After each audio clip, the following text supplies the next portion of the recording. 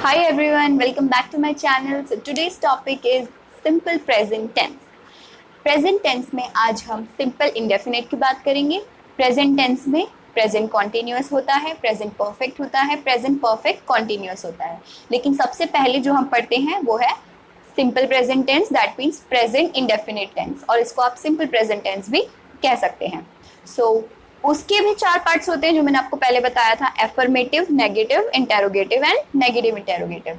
तो साथ साथ हम एक एक करते जाएंगे और साथ साथ उसके एग्जाम्पल लिखते जाएंगे, यानी कि वो है उसका जो रूल है वो अप्लाई कैसे होता है साथ साथ करते जाएंगे ताकि आपको समझ में आता जाए.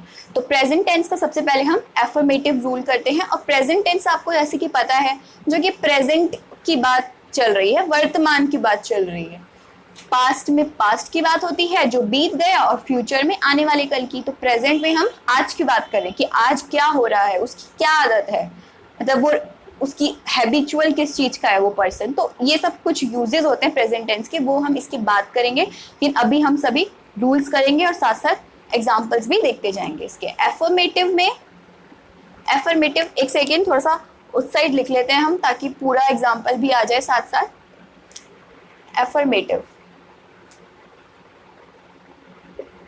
एफर्मेटिव का रूल होता है, एफर्मेटिव में सिंगुलर और प्लूरल के लिए 2 अलग अलग रूल होते हैं.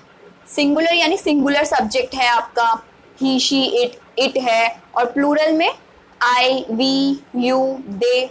ठीक है. आई तो आपको लग रहा होगा कि आई तो हम अपने पर्सनल यूज में मतलब बोलते हैं ना अपने लिए, आई एम मानसी या आई एम दिस, तो वो तो सिंगुलर होना चाहिए. लेकिन नहीं, आई जो है वो एक एक्सेप्शन है, आई हमेशा प्लूरल में आता है. तो सिंगुलर के आप यहाँ पे लिख लेना, सिंगुलर के ब्रैकेट में आप लिख लो ही, शी, इट, यानी कि ही, शी, इट, या फिर किसी का नाम, राम, श्याम, मोहन. और प्लूरल के लिए आप लिख लो आई, वी, हम मतलब यू मतलब तुम, दे. ठीक है, आई, वी, यू, दे, ये हो गए प्लूरल. और सिंगुलर ही, शी, इट, या फिर name of any person.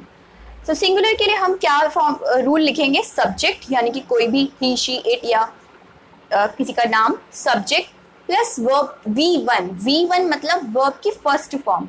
Verb की 3 फॉर्म होती है, V1, V2, V3, वो हम आगे पढ़ेंगे. तो जैसे कि सिंग, सैंग, संग, तो फर्स्ट फॉर्म क्या हो गई, सिंग. सैंग कब आएगी, जब हम पास्ट का यूज करेंगे. और संग कब आती है, वर्ब की थर्ड फॉर्म ऑलमोस्ट परफेक्ट, मतलब मोस्टली नहीं, हमेशा ही परफेक्ट टेंस में आती है, चाहे वो प्रेजेंट परफेक्ट हो, चाहे पास्ट या फ्यूचर परफेक्ट. परफेक्ट जहां लग गया वहां पे वर्ब की थर्ड फॉर्म आती है. लेकिन अभी हम एफर्मेटिव की बात कर रहे हैं जिसमें वर्ब की फर्स्ट फॉर्म आती है, दैट मीन्स सिंग हो गया. जैसे ईट का ले लो, ईट, एट, ईटन, तो ईट फर्स्ट फॉर्म हो गई. ठीक है, डू, डिड, डन, तो डू फर्स्ट फॉर्म हो गई. ऐसे सब्जेक्ट प्लस वर्ब की फर्स्ट फॉर्म प्लस एस और ईएस, ये स्लैश है, एस या ईएस. अब कुछ वर्ड्स होते हैं जिसमें एस लगाने की जरूरत पड़ती है, जैसे सिंग है, सिंग के साथ आप ईएस लगाओगे या फिर एस लगाओगे, सिंग्स, सिंगेज या sings. She sings a song और सिंगेज अ सॉन्ग, सिंग्स ना. तो कुछ वर्ड्स होते हैं जिसमें एस लगेगा और कुछ वर्ड्स होते हैं जिसमें ईएस लगेगा, तो वो हम वर्ड के अकॉर्डिंग देखेंगे. ठीक है, जैसे बॉक्स हो गया, बॉक्स, तो बॉक्स में क्या स्पेलिंग होती है, BOXS, बॉक्स, या बॉक्सेस, ईएस लगेगा ना. तो कुछ वर्ड्स होते हैं जिसमें ईएस लगेगा और कुछ वर्ड होते हैं जिसमें एस लगेगा. तो फॉर्मूला क्या हो गया, सब्जेक्ट प्लस वर्ब की फर्स्ट फॉर्म प्लस एस या ईएस प्लस ऑब्जेक्ट. सो इसका एग्जाम्पल आप लिख लोगे, शी या कोई भी लड़की, Priya, Reema, Seema sings a song. Sing verb की फर्स्ट फॉर्म हो गई, ईएस लगा दिया, अ सॉन्ग, या शी, ही, कुछ भी लगा दिया. ठीक है. और प्लूरल में सब्जेक्ट प्लस वर्ब की first form plus object. Plural में कभी भी एस या ईएस नहीं आएगा. इस प्लूरल के लिए आप कोई भी ले लो, आई, वी, यू, दे, कुछ भी ले लो. दे ले लो, दे गो टू मार्केट, ये लिख लिया मैंने. इसमें मैंने ईएस नहीं लगाया ना, गोज नहीं लगाया, क्योंकि ये प्लूरल, हमारा सब्जेक्ट जो है वो प्लूरल है. तो प्लूरल में हम कभी भी एस या ईएस नहीं लगाते. दे गो टू मार्केट, और ये ऑब्जेक्ट हो गया मार्केट हमारा. ठीक है, तो बस दे गो टू मार्केट. तो ये हो गया आपका एफर्मेटिव खत्म. अब इसका नेगेटिव जो है ना उसमें ध्यान देने वाली बात है, तो इसको आप लिख लेना, ठीक है। अब नेगेटिव में ध्यान देने वाली बात है कि नेगेटिव में क्या चेंज आता है। नेगेटिव में हम सोच रहे होंगे कि बस नॉट लगा देते हैं, लेकिन नहीं, नेगेटिव का कुछ और ही रूल होता है। नेगेटिव में अब सिंगुलर या प्लूरल करने की जरूरत है नहीं, वो आप खुद ही ऑटोमेटिकली समझ जाएंगे, ठीक है।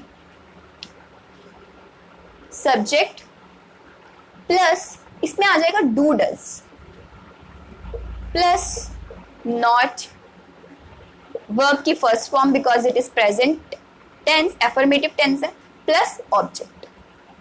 सब्जेक्ट प्लस डू या डज। अब डू और डज भी हमें सिंगुलर या प्लूरल के हिसाब से देखना है। तो ऊपर क्या था, सिंगुलर में एस और एस लग रहा था, दैट मीन्स जो डज है वो सिंगुलर के साथ आएगा और डू जो है वो प्लूरल के साथ आएगा, और नॉट तो हमें सब में लगाना ही है। तो एक सिंगुलर का एग्जांपल ले लेते हैं हम।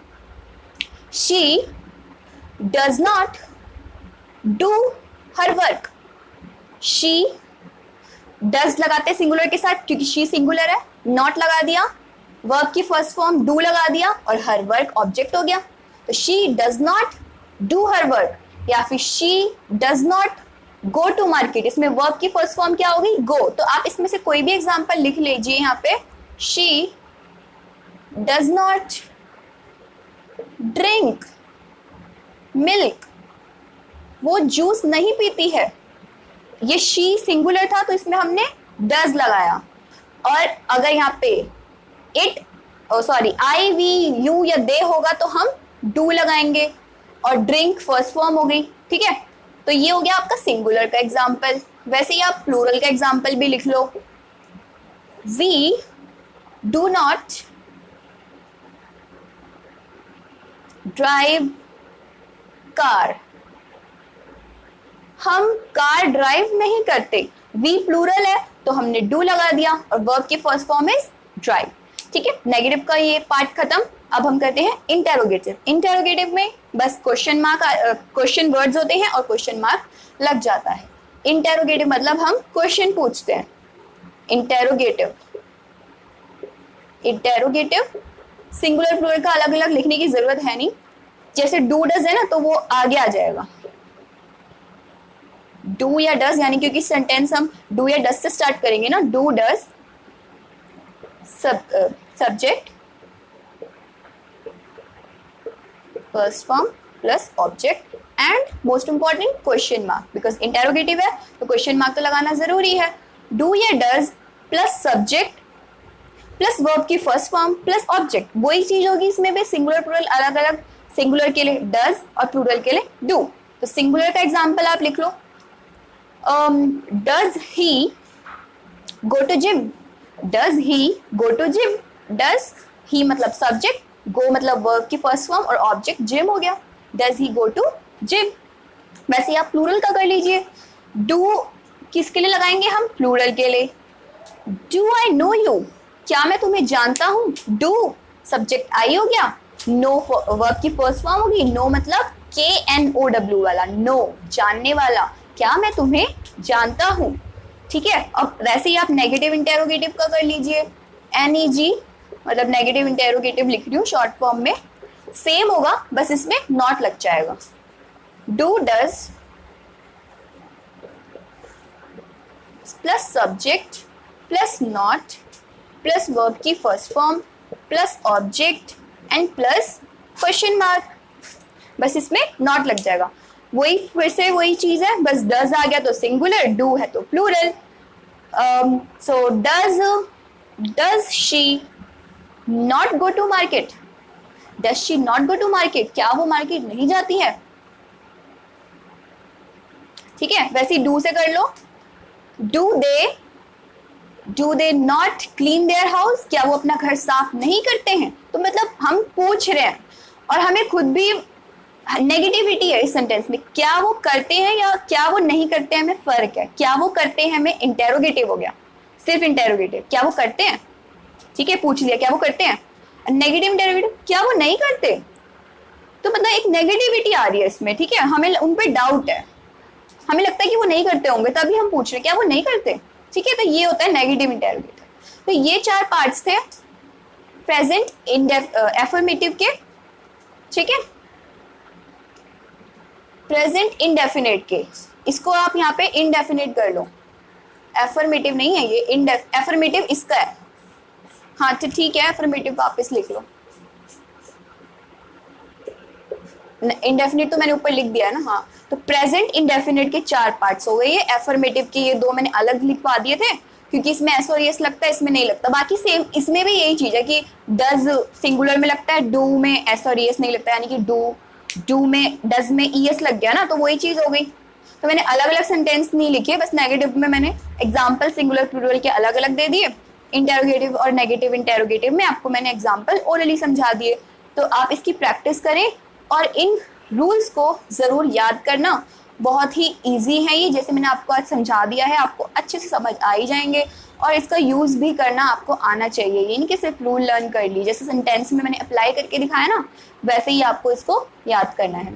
तो बाद में हम नेक्स्ट वीडियो में इसके यूजेस बताएंगे। यूजेस वैसे प्रेजेंट टेंस में होते हैं, लेकिन वैसे कौन कौन सी किस किस चीज़ों में प्रेजेंट टेंस यूज करना चाहिए, जब हम पैराग्राफ लिखते हैं या कुछ लिखते हैं तो कहाँ प्रेजेंट टेंस हमें लगाना चाहिए, वो हम देखेंगे, ठीक है। और वीडियो पसंद आई होगी तो लाइक शेयर एंड सब्सक्राइब जरूर करना। Take care, bye bye.